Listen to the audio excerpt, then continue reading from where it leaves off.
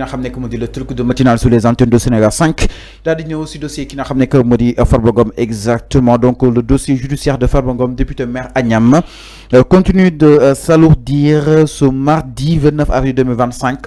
Le doyen des juges d'instruction du pôle judiciaire financier a ajouté de nouvelles accusations contre Mohamed Ngom di Farba. Donc nag doyen des juges bi nag yokkal na ko li nga xam ne que moo di ay topp ki nga xam ne que moo di Farba Ngom ak accusation yu gën a diis jàpp ni itam donc moom ki nga xam ne que moo di Farba ñu ngi koy inculpé pour avoir en connaissance de cause converti, transféré, dissimulé, acquis, détenu, utilisé des biens provenant d'un délit.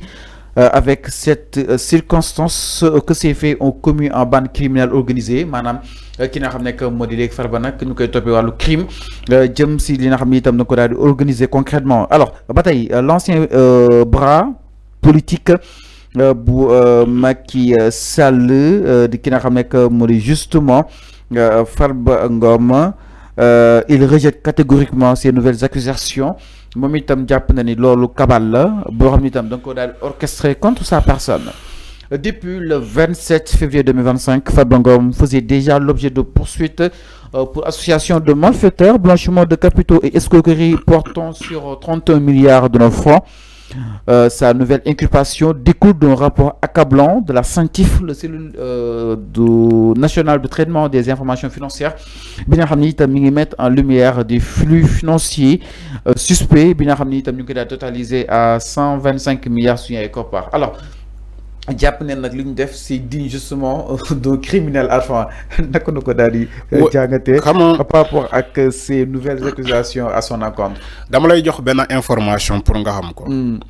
Farba il est en conflit avec certains membres de Benno Bokk Yaakaar. Les vrais ennemis de Farba Ngom c'est pas le pouvoir actuel. C'est pas Ousmane Sonko comme veut le dire les autres. C'est pas Ousmane Sonko, c'est pas Diomaye, c'est pas ni personne. Les vrais ennemis de Farba sont certains membres de APR. Gis nga information, les nouvelles informations ñi dox ni ci Farba ñom ñoko joxé. Ah bon? Dama lay jox information. ñom ñoo jaay Farba. Mota mané la les vrais ennemis de Farba, c'est certains membres de Benno Bokk Yaakaar. Parce que dañu nak ci mbir fayanto dañoo mere Farba ba fu mere yem parce que dañoo jàpp ni quand ils étaient au pouvoir pendant 12 ans Farba moo nekkoon le tout puissant. Ils jouaient même sur les décisions de Macky Sall. Farba jouait sur les décisions de Macky Sall. Farba jouait sur les décisions de Marième Faye Sall. Il a été chéri par Macky Sall. Mais c'est ça, c'est le bras droit de Macky Sall de très loin. Mota ñu koy jaay ni jamono bi ni dossier yi bees yi ngeen di gis ni ñi convoqué Farba di ko extraire de sa cellule pour déglu ko en réalité ñu joxe information bi n'est rien d'autre que c'est des membres de Benno Bokk Yaakaar ñoom ñoo ne Amadou Sall terrain bu ñu ko jaay il a fallu ñu woo Farba yow pour yow kan moo joxe information ku bokkul ci ñoom mënoo joxe information boobu. C'est de l'entourage de Amadou Sall. Mais l'entourage de Amadou Sall. L'entourage c'est qui l'entourage de Amadou Sall? Avec le parti APR. Oui, je te pose. Fallou, il faut parfois da ngay muus yow. C'est quoi l'entourage de Amadou Sall? C'est quoi l'entourage de Amadou Sall? Mais enfin non nous duglu ñu Farba mais 125 milliards ba nga topé dama ne dañoo gisaat benn Amadou Sall ci compte ki na xam que modi Farba ñu japp ni Farba mo jappalé transaction bi. Dama lay jappalé pour nga muus mais franchement non attends wa légui non il faut respecter les gens. Wa d'accord yow d'accordal ci li nga wax. Wa d'accord na bay mu d'accord ci lu mu wax. En fait li tax ñu dut ci Farba compte bi dafa doon transiter diggante compte Farba ak NCI bi nga xam ne itam moom la Amadou Sall amoon li nga xam ne que moo di compte moo waral nag Farba nekkul da nga koo balancé mais da nga ko tudd si biir enquête bi quand même. Fallou balancé wuñu ko mais. affaire xam nga lan la la bëgg wax. Association de malfaiteurs la. boo gisee le dossier de Farba lan nga fay fekk ak les frères qui ont été arrêtés. Ak tay dossier Amadou Sall bi feeñ le même nom de Farba revient xam nga lan la ñuy toppee dossier bi association de malfaiteurs. D'accord naa si loolu. Alors d'accord léegi comme d'accord na bàyyi ma développer bàyyi ma ñëw. Farba kenn balancé wu ko. dama ne enquête yaa ko révélé. Farba si comptam ci enquête yi ay nit ñoo ko wax. Des gens ont été posés des questions surtout le terrain. de 10 milliards bi ngay wax ni on a posé des questions xam nga enquête da ngay enquêter ci ay chiffres da ngay enquêter ci aussi ci des personnes parfois on te dit dañoo déglu entourage diw dañoo déglu les frères de diw dem nañu ba ci famille diw déglu leen wala dem nañu ci kër diw def perquisition loolu yëpp ay enquête la yaa ngi dégg bu baax. ba ñu arrêté Farba pour le deuxième dossier on a mis une perquisition dañoo dugg ci certains de ses un de ses frères Demba Ngom dañoo dem këram perquisitionné ko fekk fa la somme de 100 millions loolu yëpp ay enquête la c'est des informations moo tax ma ne la ñi yoole Farba opération yoole bi ñi yoole Farba ci les nouveaux dossiers n'est rien d'autre que c'est certains membres de Benno Bokk Yaakaar xam nga waxoon naa fii ci le cas de Barthélémy Diaz ak Khalifa Sall. Après par la suite tu as vu ce que j'ai dit je vais te dire la même chose avec Farba Ngom Farba ba muy bañ koy jàpp keroog wala première convocation Farba yaa ngi fàttali ko première convocation ba ñu dem kenn déglu ko mu yëkkati loxo yi gars yi zibilé gars yi nekkoon si biti zibilé en réalité kenn déglu ko jour boobu Farba lan la déclaré dafa leen joxoñ ñoom ñii nekk Almadi waa Benno Bokk Yaakaar yi dëkk Almadi Farba dafa leen ne yéen waa Benno Bokk Yaakaar yi dëkk Almadi ñëwoo leen ma soutenir je vais vous balancer un par un je vais vous dénoncer un par un, deux par deux, trois par trois. C'est Farba qui l'a dit. Lolo ay wax Farba la. Maintenant, ñooñu bala Farba di len balancer, ñooñu aussi il faut que ñu balancer Farba.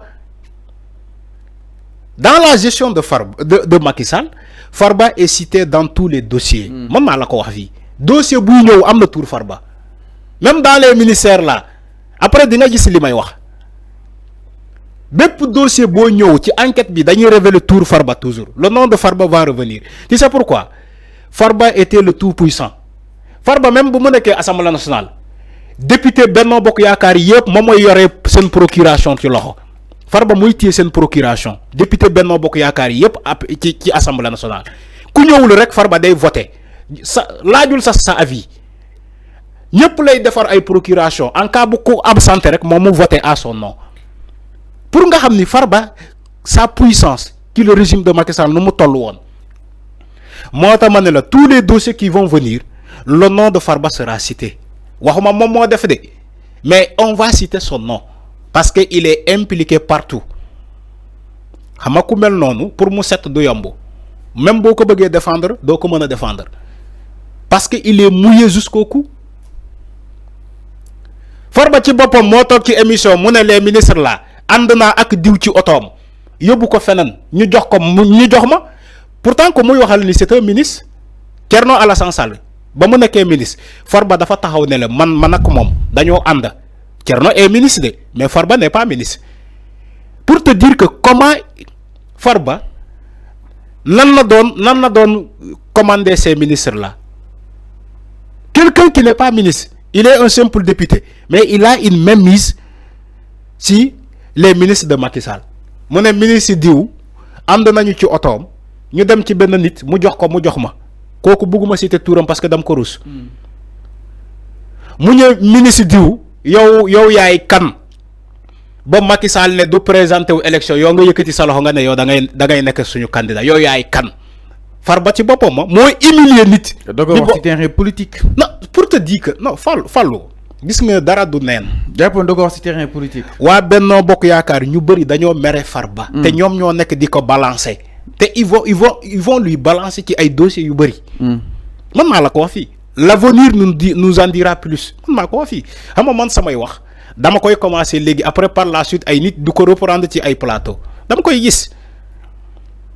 Mais dama lay wax ni que Farba pour nga sétal ko du yomb. Donc da nga japp ni le procureur a peut-être bien raison de viser une association de malfaiteurs. C'est une association de malfaiteurs à bande criminelle. Des criminels, enfin. C'est des criminels. Dans les pays sérieux, le détournement c'est un crime, est considéré comme un crime. Sénégal ba légui peut-être Sénégal lañu criminaliser wul les détournements. Mais bo démé Chine, un pays comme la Chine. Le détournement est synonyme d'un crime. Crime là aux États-Unis. Crime là comment dirais-je en Chine le détournement. Alors. Crime là en France. Moi dans ces pays là tu verras pas un politicien détourner de l'argent. Beau détourner de l'argent public, lu ñëpp bokk dañ lay yóbbu kaso automatiquement. Donc plus ñuy dem plus ñuy comprendre li tax Farba Ngom mënuñ ko may liberté provisoire. Mais Farba mënuñ ko may liberté provisoire sëñ bi.